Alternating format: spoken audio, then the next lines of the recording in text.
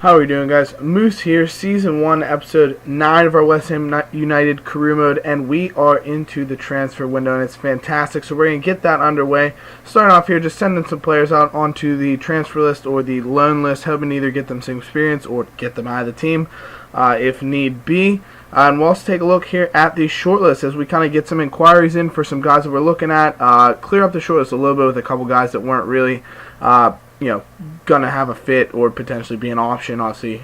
But also just to get a lot of inquiries into the main guys that I had talked about in the previous episode that I'm looking to bring in. So that said, we get some notes back on what types of inquiries, how much they would cost. Obviously, pause it if you want to take a look at the specific numbers. But we get a note that Burnley want £3.1 £1,000,000 for Kieran Trippier. My primary target right now, the right back to upgrade there. So we're gonna offer $2.2 million and just see where they go for that. We also get some other inquiries back. We get an offer from, I think it was Slovakia or someone for their national team. But we're not going to go for that. We also know that they want $2.1 million for Brooks, so we're going to offer $1 million. See what kind of things can come back from that.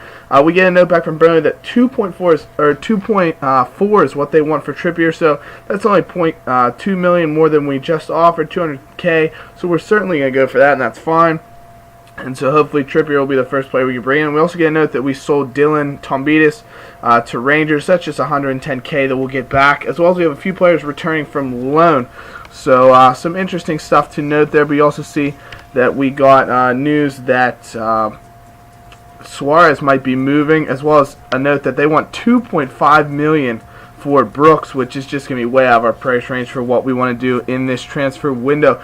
But we get a note here that Ravel Morris would like an increase to his wages, and he's a good young player, sensational, one of the best players in the team, currently in an unbelievable form, 76 overall. We don't want to lose him, so if he wants 10 more K a week, that's fine. We'll give him 10 more K a week. Crucial first-team player. Absolutely, he's getting that. So we take a look at the calendar here just for what we have coming up. We have Cardiff next, followed by Aston Villa to open up our FA Cup schedule. So couple of games in succession that's going to need us to change teams. But if you take a look here, Bayern Munich bought Luis Suarez, which it's a shame that they bought him because in real life he wouldn't have moved with Liverpool in third in the table. They certainly would have sold a player that's getting them into the Champions League when they're in a Champions League spot. If they weren't in the Champions League spot, I could see that.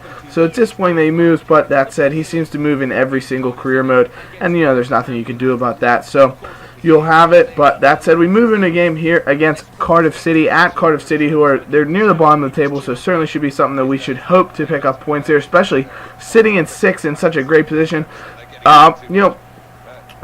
It's interesting, we don't really blow people out. We seem to just keep grinding out wins whenever we get some goal scoring. Even if we give up a couple, we seem to just win by a goal, or we win 1-0. So that said, we're coming out against a tough Cardiff side. They're going to want to be resilient, pick up a win, and so we really need to put out a good performance. Obviously, Andy Carroll back in the starting lineup, coming back from his injury. Nolan, Jarvis, Morrison, all our main guys up front. Noble and Diame in the holding spots. So we're running out our top team that we have at the moment to try and beat Cardiff. But not a great start for us here as Medell plays the ball outside to Fraser Campbell, steps inside and slashes a shot into the bottom left-hand corner. So 25th minute, and we're down 1-0 already on the strength of a Fraser Campbell goal. But we want to come back here. Raz Van Rat plays a beautiful ball over the top to Matty Jarvis. Tries to play it in here, looking for the big man Andy Carroll, but it's cleared away. Jarvis with another chance in here, trying to find Morrison. It's cleared away. Nolan finds Carroll, but he heads it just wide of the post. You expect him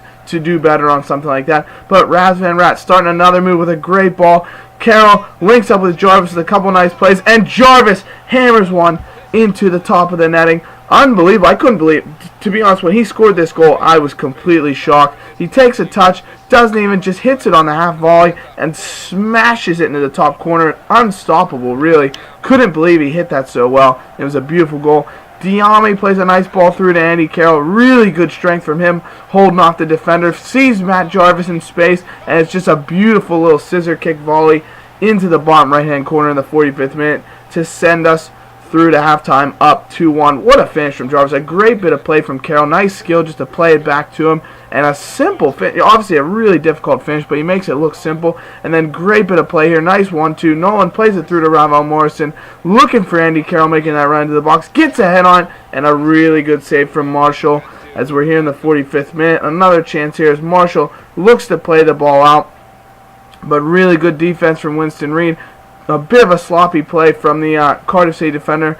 Ball comes in. Kevin Nolan turns it away. It falls under the feet of Diami. Plays a beautiful, incisive ball to find Andy Carroll. And he just pulls it wide of the goal. That'll send us into halftime. Could be even 4-1 if Carroll finishes any of those chances he has.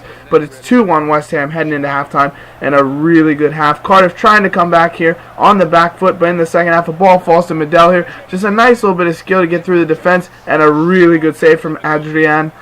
Ball is cleared away. Free kick now for Cardiff. And another good save from Adrian. Easy to hold on to. Just keeping us at that 2-1 advantage. He's been really, really solid for us. Diami with a really good pass to Carroll here. Sees the run of Matt Jarvis from the outside, and he's got us away. He's broken through behind the defense and just plays the simple ball. Squares it for Andy Carroll. Unselfish. Just to put the game away really in the 80th minute for Carroll's 7th goal.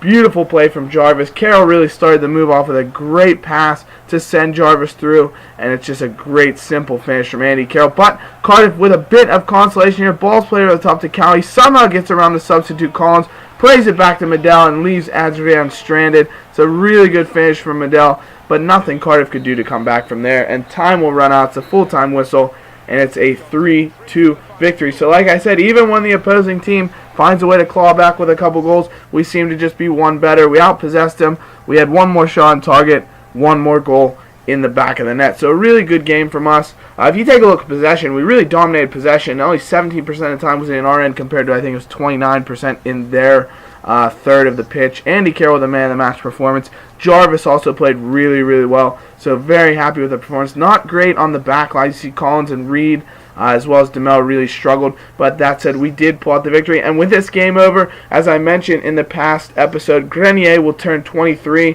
And as soon as he turned 23, we are approaching him for that pre-contract. $60K a week would make him the highest paid player on our team, but he would also be the best player on our team when we pick him up. So if he can sign that, I will be extremely ecstatic. We also want to go after Jamal Lascelles here. This is the same back I mentioned besides Brooks, but he's going to be a lot cheaper. They want potentially between $937 and $1.5, but we're going to go for $500K. He's only worth $325 and just see where it goes because he has sensational potential. And as you see, Burnley has accepted our offer for Kieran Trippier, so that could be our starting right back coming into the team if he accepts his contract. He's only on $15K a week, which is fantastic for us if we can bring him in. And we get note that Nottingham has also accepted our offer for Jamal Lascelles, so fantastic to bring him into the club as well.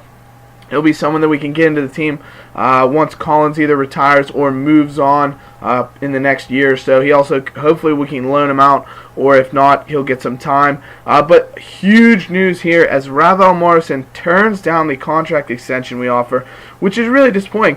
We don't want to lose him, so hopefully as long as we can keep him through this transfer window, we should be alright, because hopefully he'll change his mind. I know it's want to happen in FIFA. If you can make it through a transfer window, when they say they want to leave, they'll usually change their mind. So hopefully we can either hang on to him through that, just to keep, because Ravel Morrison's one of the players I really don't want to lose. He's our best young player. He's only 20 years old and he's already sensational, so don't want to lose him. That said, we have an FA Cup match here against Aston Villa. Obviously, they're coming out with a 4-4-2 with like Bonlahor and Benteke up front. We're going to counter with our usual 4-2-3-1, but we've changed pretty much the whole team. I think the only people still in the team are Winston Reed and Mark Noble, who started the last match. So we'll give Cole, Vazte, Downing, Carlton Cole up front some good chances to impress and see if they can get some game time, maybe convince towards next year. But Downing doing really well to skip around his defender Antonio Luna here in the 12th minute.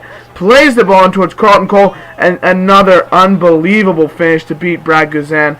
Carlton Cole has been sensational this year. Really can't say enough about him. 6 goals in all competitions, and that is an absolute stunner from him. A really nice ball played in from Stuart Downing, but you wouldn't expect such a nice finish from Carlton Cole. Maybe he hits it and goes in the top corner. I don't know, but it's beautiful, and we're certainly going to take that to take a 1-0 lead. But from then on, Aston Villa really played really well, to be honest. Albrighton lays the ball back for Lahore, and he should really be doing better. He beats Jääskeläinen, but just puts it wide of the post. It really could have been the chance that opened us up.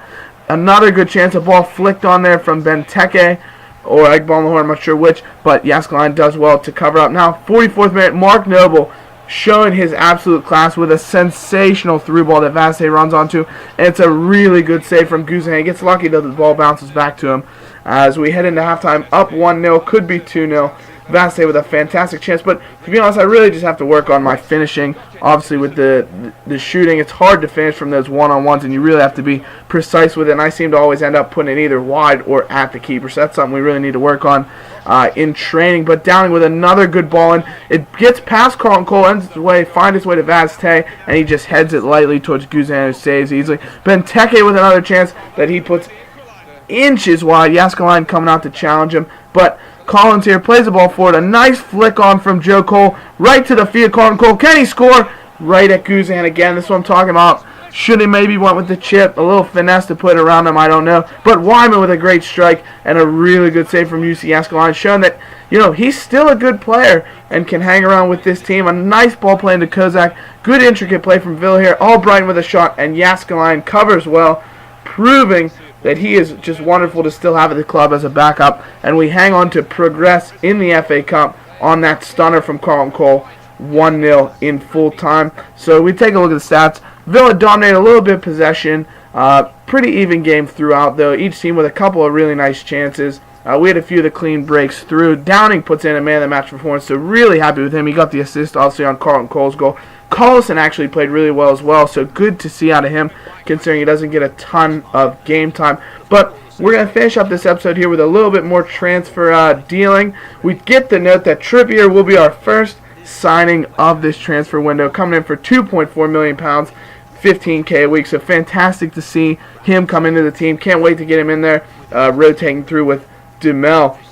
And we also get some more fantastic news that Grenier has accepted our pre-contract and will be joining the club for next season. So if we can get a high league finish here, hopefully that can push us into something really good for next season. So I'm really looking forward to that. Also, we get some news here, finishing up the episode, that Jarvis, we get a couple transfer offers. Lascelles has also accepted, so our third signing of this transfer window is Jamal Lascelles. That's fantastic. A couple other transfer offers, one for Matt Taylor, which is going to be fine. He's someone we might move out of the club, and then one for Matt Jarvis, who we are certainly not looking to move from the team. So if we get $400K for Taylor, I'll be certainly happy, but we're not giving up Jarvis. He leads the team in assists. He's been sensational. Obviously, he's been fantastic, so we're going to reject that offer. I hope you guys have enjoyed the dealings. Let me know what you think. Let me know what we should keep doing here. Leave a like, subscribe. Really enjoy it, and hope you guys are enjoying as well. Be sure to let me know in the comments, and we will see you in the next episode, guys. Bye-bye.